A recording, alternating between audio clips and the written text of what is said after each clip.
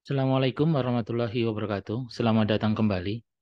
Pada kesempatan kali ini kita akan membedah dan melakukan analisa yang berkaitan dengan regulasi di dalam bab manajemen dan fasilitas keselamatan di rumah sakit sesuai dengan standar akreditasi rumah sakit tahun 2022.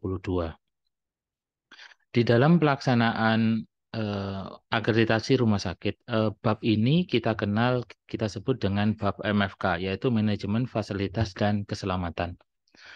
Nah, menjadi satu pertanyaan besar itu adalah tentang bagaimana sih bentuk regulasi di dalam bab manajemen fasilitas dan keselamatan.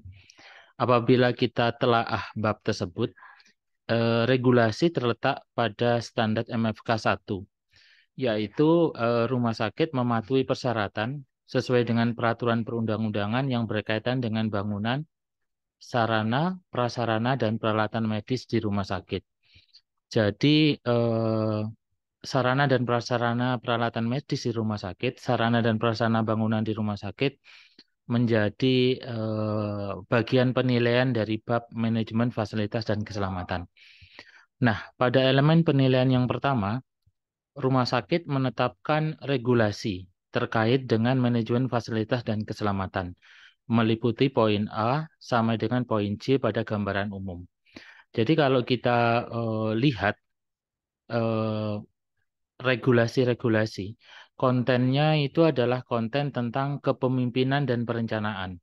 Maka kita akan lihat apakah kepemimpinan dan perencanaan sesuai dengan kaidah Permenkes 66 tahun 2016, begitupun juga keselamatan, keamanan, kemudian pengelolaan bahan B3 dan limbah B3 rumah sakit, proteksi kebakaran, kemudian peralatan medis.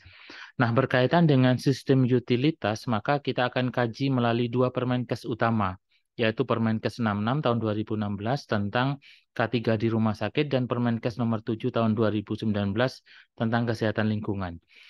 Penanganan kedaruratan dan bencana itu kita kaji melalui Permenkes 66 tahun 2016.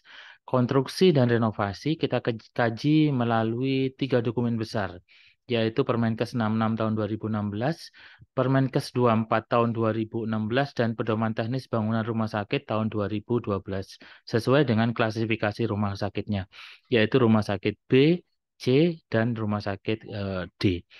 Kemudian berkaitan dengan kepelatihan, ini kita kaji melalui Permenkes nomor 66 tahun 2016. Jadi, elemen penilaian A dalam hal regulasi terkait dengan manajemen fasilitas dan keselamatan yang meliputi poin A sampai dengan poin C, kesesuaiannya tidak hanya melihat pada gambaran umum saja, karena gambaran umum tidak detail menjelaskan. Hanya saja di gambaran umum dijelaskan tentang apa saja apa yang ada.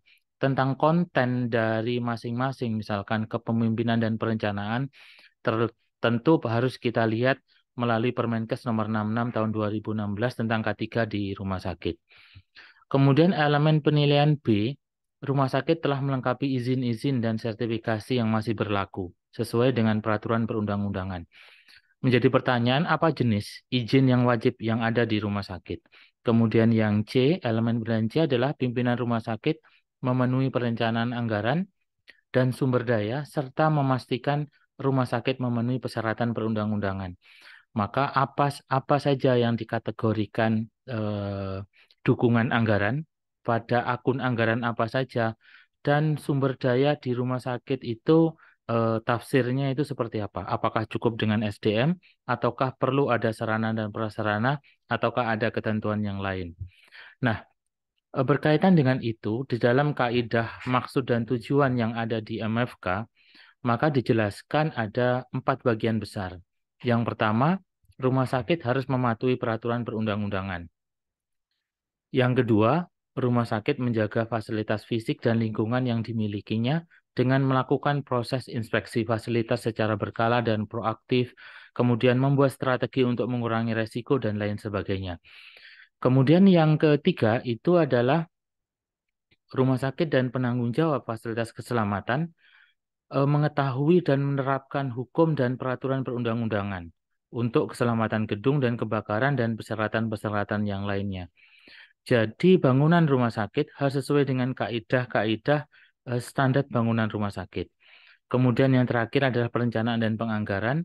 Artinya bahwasanya di dalam MFK mesti ditunjukkan eh, anggaran-anggaran yang berkaitan dengan pemeliharaan, anggaran berkaitan dengan kalibrasi, anggaran yang berkaitan dengan sarana prasarana dan sistem utilitas di rumah sakit.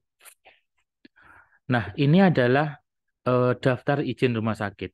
Jadi kalau kita lihat buku pedoman pendampingan akreditasi rumah sakit Kementerian Kesehatan tahun 2021, ada catatan yang menarik, yaitu standar pelayanan utilitas atau standar manajemen fasilitas dan keselamatan itu mengikuti kaidah SNARS 1 begitu. Jadi kalau kita lihat di buku pedoman tersebut, yang lain-lain dijelaskan secara detail. Hanya saja untuk standar MFK kita diminta kemudian untuk merujuk pada standar akreditasi rumah sakit 1.1 yang diterbitkan bersama Kementerian Kesehatan dan KARS. Nah, di sana itu kemudian kita dapati izin mengenai bangunan, kemudian izin operasional rumah sakit, sertifikat layak fungsi bangunan, sampai dengan izin lingkungan. Tentu izin-izin ini setiap rumah sakit tentu akan mengikuti kaidah perizinan terpadu dari Dinas Perizinan Terpadu di masing-masing kabupaten kota. Tapi secara umum, surveyor akan melihat apakah rumah sakit memiliki izin ini, apabila iya berapa nomor surat izinnya dan masa kadaluarsanya tahun berapa. Kemudian berkaitan dengan MFK 2. Di dalam MFK 2 dikatakan rumah sakit menetapkan penanggung jawab yang kompeten. Jadi kalimat kuncinya adalah penanggung jawab yang kompeten untuk mengawasi penerapan manajemen fasilitas dan keselamatan. Di dalam elemen penilaiannya, yang A, rumah sakit telah menetapkan penanggung jawab MFK yang memiliki kompetensi dan pengalaman di dalam melakukan pengelolaan pada fasilitas dan keselamatan di rumah sakit.